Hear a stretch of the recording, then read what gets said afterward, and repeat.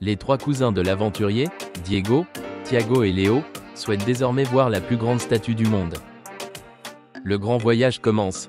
Les cousins Diego, Tiago et Léo ont toujours rêvé d'explorer le monde. Et quelle meilleure façon de le faire qu'en visitant les plus grandes statues de la planète. Ils ont emballé leur sac à dos avec des appareils photo, des cartes et beaucoup d'excitation, prêts pour leur premier arrêt, le Bouddha du printemps à Leshan, en Chine. Imaginez-vous en train de regarder cette silhouette massive sculptée dans une montagne. De l'Asie à l'Amérique, après avoir admiré le Bouddha du printemps, les cousins ont pris un avion pour le Brésil. Leur prochaine destination est le Christ Rédempteur à Rio de Janeiro. À bras ouverts, cette magnifique statue semble bénir la ville. C'est comme s'il nous félicitait, s'exclama Tiago. Un voyage à travers l'histoire, du Brésil, des cousins s'envolent pour le Mexique. Là, les attend le Native Land Monument, une colonne géante célébrant l'indépendance du pays. C'est comme si le ciel débordait, dit Léo sous le choc.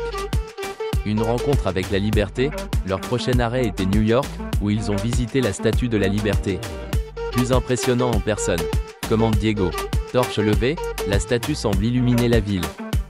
Mystère de l'île de Pâques, les cousins sont un jour aventurés sur l'île de Pâques pour voir les Moaïs. Les têtes de pierre géantes les laissèrent stupéfaits. Qui a réalisé ces étranges statues ? Se demandèrent-ils. Un voyage dans le temps, après l'île de Pâques, les cousins se rendent au Japon pour voir le Bouddha Ushiku. C'est comme s'ils méditaient sur la paix, a déclaré Tiago.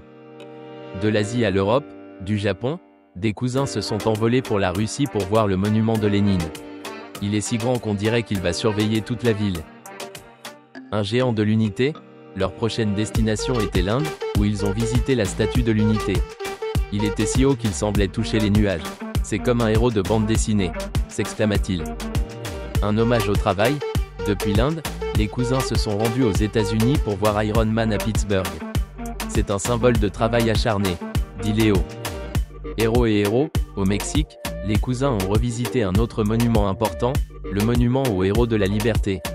Ces filles sont si courageuses, dit Tiago. Un père fondateur, leur prochain arrêt était Washington DC, où ils ont visité le Washington Monument. Comme une aiguille pointée vers le ciel, commente Diego. Le messager des dieux, en Italie, des cousins admirent la statue de Mercure. C'est comme s'il volait dans les airs. Il est comme un super-héros romain, s'exclama Diego. Un symbole d'unité, à Rome, les cousins ont visité le monument à Vittorio Emanuele II. C'est comme un palais géant, dit Léo. Un souvenir éternel, leur destination finale était la Corée du Sud, où ils ont visité le mémorial de la guerre de Corée. Nous n'oublierons jamais les héros qui ont donné leur vie pour leur pays, dit Tiago.